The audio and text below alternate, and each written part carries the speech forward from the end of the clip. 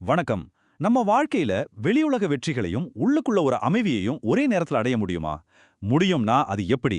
இன்னைக்கு நாம அத நோக்கிய ஒரு பயணத்தை தான் பார்க்க போறோம். இது தனிப்பட்ட மற்றும் ஆன்மீக மாற்றத்துக்கான ஒரு தெளிவான 90 நாள் திட்டம். இந்த முழு சவாலோட ஆணி வேரே இந்த ஒரு சக்தி வாய்ந்த கருத்து தான். அதாவது மெட்டீரியல் உலகத்துல ஜெயிக்கிற அதே நேரத்துல மனசுக்குள்ள அமைதியையும் பேணி ரெண்டையும் பேலன்ஸ் பண்ணி வாழ்றது எப்படிங்கிறது தான் இதோட நோக்கம். சரி, இந்த சவாலோட பேர்லயே இராஜரிஷின்னு வருதே அப்படின்னா என்ன? வாங்க, இந்த மூலத்துல அதோட முக்கிய நோக்கத்தை பத்தி என்ன சொல்றாங்கன்னு கொஞ்சம் ஆழமா பார்க்கலாம். இங்க ரெண்டு உலகங்கள் ஒன்னு சேருது. ஒரு பக்கம் ராஜா, அதாவது வெளியுலகத்துல வெற்றி, செழிப்பு, சந்தோஷம்னு வாழ்றது. இன்னொரு பக்கம் ரிஷி, அதாவது உள்ளுக்குள்ள அமைதி, ஞானம், தெளிவுன்னு வாழ்றது. இந்த ரெண்டுத்துலயும் ஒரே நேரத்துல மாஸ்டரா இருக்கிறது தான் இராஜ ரிஷி நிலை. ஓகே, இந்த சவால் யாருக்கெல்லாம் பொருந்தும்? இந்த மூலத்துல ஒரு 4 விதமான மக்களை பத்தி சொல்றாங்க. கொஞ்சம் கவனிச்சு பாருங்க. இதுல நீங்க எந்த வகைன்னு உங்களுக்கே புரியும். முதல் கேட்டகரி தன்னோட வாழ்க்கையில உறுதியான முன்னேற்றத்தை தேடுறவங்க. நல்ல ஆரோக்கியம், இன்னும் கொஞ்சம் செல்வம், சந்தோஷமான வாழ்க்கை, இப்படி தங்களோட உலகியல் வாழ்க்கைய அடுத்த கட்டத்துக்கு கொண்டு போகணும்னு நினைக்கிறவங்க. ரெண்டாவது, தத்துவார்த்த தேடல்ல இருக்கிறவங்க. நான் யாரு? என் வாழ்க்கையோட அர்த்தம் என்ன? இந்த கர்மானா என்ன? இப்படி ஆழமான கேள்விகளுக்கு விடை தேடுறவங்க. இவங்களுக்கு தன்னை அறிஞ்சிக்கிறது தான் முதல் நோக்கம்.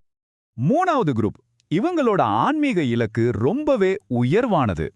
இந்த பிறப்பு இறப்பு சுழற்சியிலிருந்து முழுசா விடுபட்டு முக்திங்கிற அந்த இறுதி விடுதலையை அடையணும்னு தீவிரமா தேடுறவங்க. கடைசியா ஒரு இன்ட்ரெஸ்டிங்கான குரூப். இவங்களுக்கு இந்த மாதிரி விஷயங்கள்ல ஆர்வம் அதிகமா இருக்கும். ஆனா அதை முழுசா பின்பற்ற அர்ப்பணிப்போ அல்லது சரியான சூழலோ இல்லாம இருக்கலாம். அறிவை தேடி வர்றவங்க. அப்போ இந்த 4 வகை ஜனங்களுக்கும் பயன் தர்ற மாதிரி இந்த 90 நாள் பயணத்தை எப்படி வடிவமைச்சிருக்காங்க?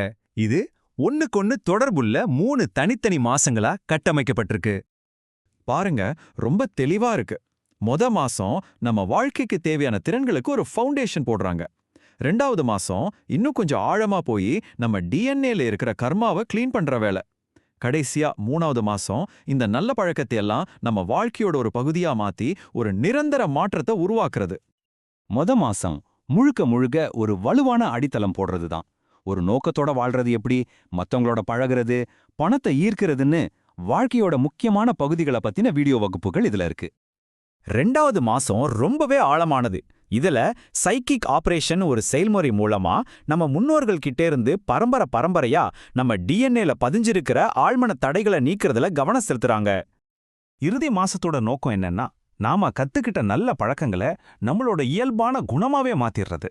இது வெறும் 90 நாளைக்கு மட்டும் இல்ல, இனிமே இதுதான் உங்க வாழ்க்கை முறைன்னு சொல்ற மாதிரி உங்க தலையெழுத்தைய மாத்தி எழுதுற ஒரு செயல் திட்டம் இது. மாசவாரியா திட்டம் நல்லா இருக்கு. ஆனா இதை நடைமுறைப்படுத்த தினமும் என்ன செய்யணும் அதுதானே முக்கியம். வாங்க, இந்த சவாலோட தினசரி மற்றும் வாராந்திர நடைமுறைகள் என்னன்னு பார்க்கலாம். இந்த திட்டத்தோட தினசரி கட்டமைப்பு பாருங்க, ரொம்ப சிம்பிள். காலையில நன்றி உணர்வோடு ஆரம்பிக்கிறது, மதியம் சாப்பாட்டுக்கு நன்றி சொல்றது, ராத்திரி மன்னிப்பு கேட்டுட்டு அமைதியா தூங்குறது. இந்த சின்ன சின்ன பயிற்சிகள் நாள் முழுக்க உங்க மனநிலைய பாசிட்டிவா, வெற்றியை ஈர்க்கிற மாதிரி வைக்கும். சரி, இதுல சேரணும்னு நினைக்கிறவங்க எப்படி ஆரம்பிக்கிறது? இங்க காட்டுற மாதிரி ரொம்பவே நேரடியான 4 ஸ்டெப்ஸ் தான். வாட்ஸ்அப் குரூப்ல சேர்றதுல இருந்து ஆப்பை டவுன்லோட் பண்ற வரைக்கும் எல்லாமே ரொம்ப எளிமையா வச்சிருக்காங்க. இந்த முழு திட்டத்துக்கும் அஸ்திவாரமா 5 முக்கியமான கொள்கைகள் இருக்கு. இத அவங்க தெளிவுகள்னு சொல்றாங்க. இந்த சவால்ல ஜெயிக்கணும்னா இந்த 5 தெளிவும் ரொம்ப ரொம்ப முக்கியம். முதல் தெளிவு, தகுதி. சிம்பிளா சொன்னா, நம்ம குறைகளை மத்தவங்க மேல போடாம அதை நாமளே கண்டுபிடிச்சு சரி பண்றதுக்கான முழு பொறுப்பையும் ஏத்துக்கிறது. நம்ம வளர்ச்சிக்கான தகுதியை நாமளே உருவாக்கிக்கிறது. 2வது சத்சங்கம், அதாவது நல்ல நண்பர்களோட கூட்டு. தனியா முயற்சி பண்றதை விட ஒரு குழுவா சேர்ந்து செயல்படும் போது கிடைக்கிற அந்த எனர்ஜியும் வழிகாட்டுதலும் நம்மளோட முன்னேற்றத்தை பல மடங்கு வேகப்படுத்தும். 3வது தெளிவு, ஒழுக்கம். இது வெறும் கட்டுப்பாடு கிடையாது. யாருக்கும் கெடுதல் நினைக்காம இருக்கிறது, நேரத்தை மதிக்கிறது, கொடுத்த வாக்க காப்பாத்துறது, அப்புறம் கெட்ட பழக்கத்தை விட்டுட்டு நல்ல பழக்கத்தை கொண்டு வரதுன்னு வாழ்க்கையில நேர்மையா வாழ்றதுக்கான 4 எளிய கொள்கைகள் தான் இது. 4வது விதியை பத்தின ஒரு புது பார்வை. விதிங்கிறது ஏற்கனவே எழுதப்பட்ட ஒண்ணு இல்ல, அது நம்மளோட பழைய செயல்களோட விளைவுதான். இப்போ நம்ம விழிப்போட செயல்பட்டா நம்ம விதியே நம்ம மாத்தி எழுதலாம். செம்மையா இருக்கல இந்த ஐடியா? கடைசியா 5வது தெளிவு, நம்மள நாமே ஆரம்பிச்ச இடத்துக்கே திரும்ப கூட்டிட்டு வர்றது நோக்கம். அதாவது வெளியுலகத்துல ராஜாவாவும் உள்ளுக்குள்ள ரிஷியாவும் வாழ்றது. இந்த ஒரு நோக்கம்தான் இந்த முழு பயணத்தையும் வழிநடத்துற மைய சக்தி.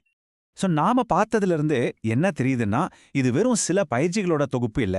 இது நம்ம வாழ்க்கையோட அடித்தளத்தையே மாத்துற ஒரு முழுமையான கட்டமைப்பு. இது நம்ம எல்லார்கிட்டயும் ஒரு முக்கியமான கேள்வியை கேக்குது.